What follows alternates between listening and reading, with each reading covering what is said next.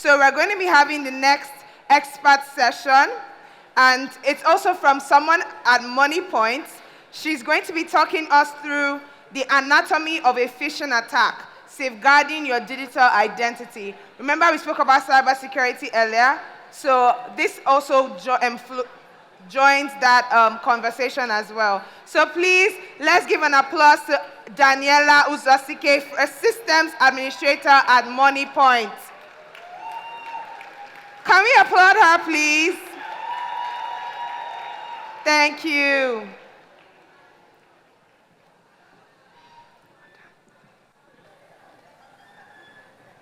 Are we having fun? I mean, I danced a lot and I feel like I'm still breathing hard. Well, welcome to this section. There is a saying that goes like this. Don't give someone fish, teach them how to catch a fish. So today, I'm going to be arming you with the tools you need to catch a phishing attack. Are you ready?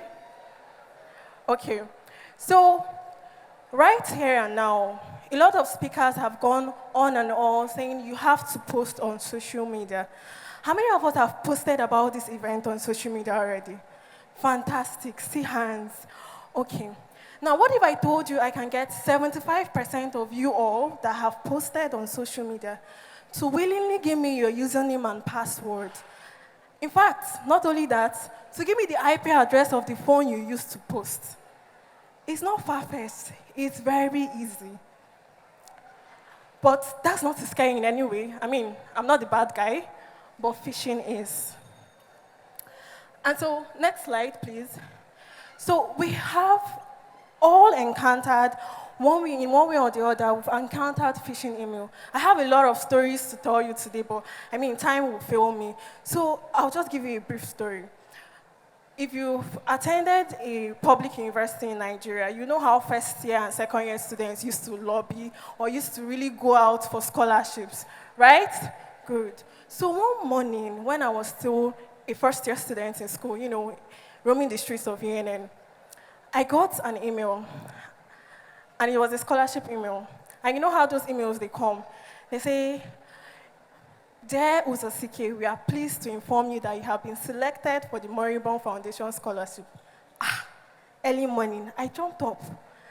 I literally went to wash my face because I was waking up from sleep to come and read the rest of the email. And then it got to a part where he said, "Oh, you have to pay so amount of money, 1,150.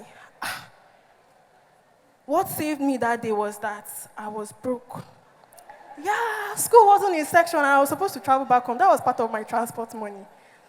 But at the time, I had no idea whatsoever that I was being phished. So today, next slide, we are going to talk about the anatomy of a phishing attack, safeguarding your digital identity. Before I go further, who am I? I am Uzosike Daniela, a system administrator and a cybersecurity professional specializing in cloud security. So every day you catch me normally troubleshooting and setting up configuration to help manage devices and protect the network infrastructure in my organization. And I tell you that phishing is one of the very big challenges that every organization faces. It is not a joke. Even us as individuals, we face phishing. So what is phishing here?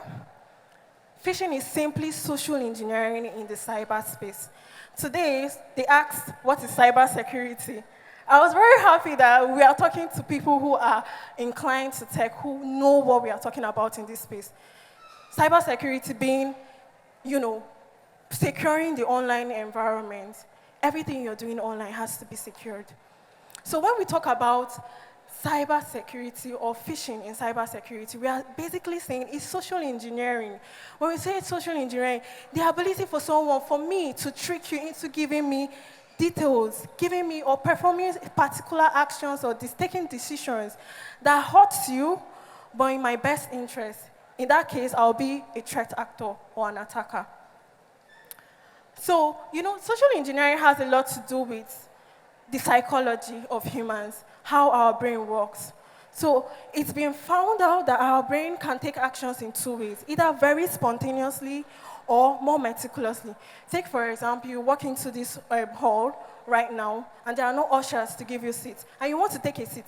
Your brain quickly processes, oh, am I going to sit down in the front so that I have a closer view? Am I going to sit down close to the AC for ventilation? Or am I going to sit closer to my exit? Now, your brain does the maths very fast, and it feels like you just walked in and you took a seat, which is quite different from when you're making a decision of what school to go to or what career path to choose. Your brain is more meticulous about it. So these attackers or these threat actors tend to take advantage of our brains to make decisions spontaneously based on some motivating factors. We have some of them there. Authority, when you feel like someone that is talking to you is superior to you, you're more willing to divulge information, even if they are sensitive. Or scarcity, fear, urgency. In fact, it's in our time where people are so greedy and someone tells you, oh, you can get 1 million naira from just 500 naira. To get started, click on this link. Your brain is not even thinking, in this SAPA period, why won't I click on the link? And you hurriedly click on the link without even scrutinizing it at all. So we are going to see how some of these motivating factors play out as we go further in this discourse. Next slide, please. So what are these fishers looking for? What is it they are looking for when they are trying to trick us? Simply put, they want to get your sensitive personal information. Can we have the next slide? And the next one? Thank you. So they are trying to get your sensitive personal information. They want to steal your identity. Because so long as you use the online space, you have a digital identity. There are things we call PII, which stands for Personal Identifiable Information. So anything by itself or in combination with other pieces of information can make someone identify you as a singular individual. For example, my name is Daniela. I might have 3 Danielas in this auditorium right now. So my name is a PII because in connection or in conjunction with other things like my email address, my BVN, my NIN, my telephone number, can identify me, Daniela Uzosike, different from other people. Well, very quickly, how can we now identify or spot the red flags? How can we know when this email is a phishing email, right? So we have things like, start with the very basic things: bad grammar, bad formatting, bad spelling. Those are things that give a red flag that this could be a phishing email. We have when a sense of urgency is created. So you feel like, oh, there is a need for you to do this now. There is that need for you to rush. Be careful, it could be a phishing mail. So suspicion links and attachment, they want to get you to click on this link, they want to get you to download whatever files that could be putting you and your organization in danger. Or are they asking you for sensitive information? Are they asking you for money? Is there an inconsistent email address or a domain name? Or are there generic greetings and signature? Let's even see how these things play out practically. So, you know that email that people get, oh, I'm your fellow copper friend, I'm now working in Shell. If you want to join us, call me now. I got that email. And at the time, I'd already know what cyber engineering is all about. But did that stop them from sending it to me? No. So right now, you can even see the poor grammar, the poor formatting. You'll just know that this email might not be coming, or this message might not be coming from the right source.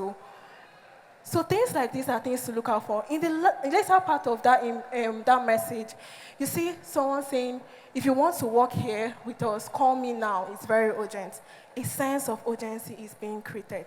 Remember, attackers want to take advantage of your brain's ability to take action speedily. Then, we also have a message that is being forwarded to us on WhatsApp. This one is very common.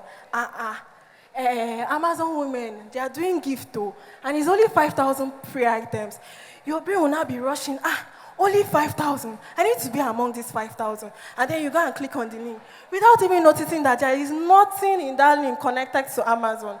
These things always happen to us.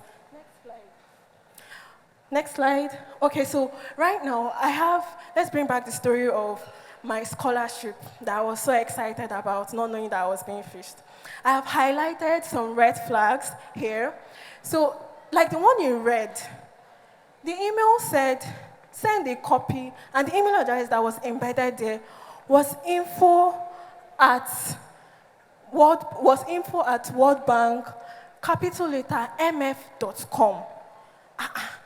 When you now finish reading the email and get to the email signature, you see an inconsistency. Info at World Bank, small letter mf.org. Now, if you're not keenly looking at that email because it's properly formatted and you're so excited, you want to jump on it without seeing the red flag. There are so many other red flags. For example, you're being asked for money. So remember we said, are you being asked for sensitive information or are you being asked for money? In this case, I was being asked for money. And an urgency was also created by giving a deadline. A date was given there, and then you were told explicitly no payment will be accepted after the deadline. So, in fact, some other things you need to do. When you receive an email, every email should be treated as if it is a phishing email, whether genuine or not, until proven otherwise. When you get an email that has a link to anything, do not click on links. What you could do is to hover around it with your mouse, if you're using a system, or if you're using maybe your mobile phone, you can just long press on it without clicking it and copy the link, paste it on your notepad or any Word document and scrutinize the link very well. Remember, if the domain name is redirecting you to something else, it is not anything before the last domain name, but after. We are going to see more of that practically. Okay, let's quickly move fast. Yeah, so another thing to watch out for is the email header or the metadata. When we say metadata, we are tech people here, so it's actually data about data, like a data that gives you more information about another data. That's metadata. So if you check the metadata of this email, you get to see something about the domain name. This organization, whoever they claim to be, was sending me an email with @hotmail.com. Even Google does not use @gmail.com. So you should be very careful. Organizations would always have a domain name.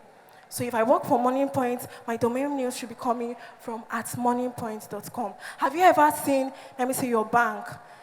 Say if you're using GTB, have you seen GTB sending you an email and saying, and their email address is reading gtb@gmail.com or fidelity@hotmail.com? Have you seen? Yeah, I have not seen. No. So you should be very careful when you see generic domain names and inconsistent email addresses. Now, if you even want to go further, I mean, when it comes to your personal information, there's a level of paranoia you should have. So if we check quickly the IP address of the email server that sends this email, just run a background check with simple tools that are free online. Things like, what is my IP address or MX Toolbox. You just copy the IP address and you paste it and you check it. You do a blacklist check. Already, we can see that this IP address is blacklisted. A huge red flag. So right now, you'll be sitting and be like, I think I know how to spot an email, a phishing email right now. Can you really spot an email, a phishing email? Okay, let's see if we can do one or two practice. Please scan this code quickly. We don't have so much time. Or you can type in the address, the link URL in this, on the slide, yeah. So I'll just give maybe half a second or so for you to do that. This is actually a way you can practice if you can spot a phishing email. So I believe we are together. So if you've done that, just put in your name. You can even put in a fake email address. It doesn't take you anywhere. It's just for you. It's a simulation for you to practice. Now, there are 8 of them, 8 quizzes like this. But I highly recommend that you do all of them. But I'm just going to take maybe 1 or 2 because of time. Okay, next slide. So there is an email from a certain Luke Johnson, and he has sent you the 2023 departmental budget. Remember what we said about links.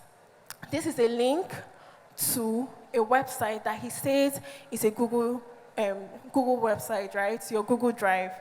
Now, what we said about links was that you don't click on links. If you're using a PC, you hover around it with your mouse, or you long press on it on your mobile and copy it into your notepad. When you look at it, you can already see that it's using a HTTP rather, instead of a HTTPS. I mean, technical people, school, you know that HTTPS is the secure version of HTTP, right? Exactly. So when you see links coming from an unsecure website, you should be very careful. Even when you send someone, if you've ever sent someone a drive folder, you'll see that the link is not HTTP, but HTTPS. So that's something to take note of. How about it's coming from someone that say he works in your department? So it shouldn't be coming from an ordinary email address with generic domain name like @gmail.com. We have this other one, and then it's like a fax message. Here, the same thing we said. We noticed that it's using an unsecure site as well, HTTP, instead of HTTPS. And then we can also see, sorry, the former slide. We're not done with that. The previous slide, please. Yeah, exactly. So you see here what I was talking about. There is a redirection. Even if this is carry HTTPS, it doesn't always mean that it is not a malicious site. If you look very closely, the last domain name is what you're to consider and nothing before it. It shows that there is a redirection from whatever eFax hosting to mail ROU 382. So that is actually where they are redirecting you to. You need to be very smart about it. I can actually put up a website that looks like Instagram landing page. And then when I finish harvesting your credential details, I redirect you to the main Instagram page. And you feel like, oh, what just happened? Maybe I have to put my password and username again. But you don't know that behind the scene, your login details have been harvested. So you need to be very, very careful. Okay, so I'll be rounding up here. Next slide. I highly recommend that you go through all of them and get yourself adapted to how phishing emails come. So next time you get an email, I need you to take a pause. Do a self-assessment. Ask yourself, am I being asked for money or sensitive personal information? You also need to ask yourself, have I done my due diligence? Right? You need to be very sure of these things. Why is it important? Because you do not want to be the weakest link. You're part of an organization. And what if you've fallen victim of a phishing attack? Two things to do, right? Go ahead and change the password details if it was your email or the login credentials of your social media. And then be sure, if you're working in an organization, be sure to reach out to your IT team because that will really help them to make sure that their security posture is intact. So with this, we come to the end of my speech today. So I just really want us to take this together. Let's go, 1, 2, 3. If it's too good to be true, it probably is. Don't let yourself be scammed. Thank you. You can connect with me on LinkedIn and Twitter.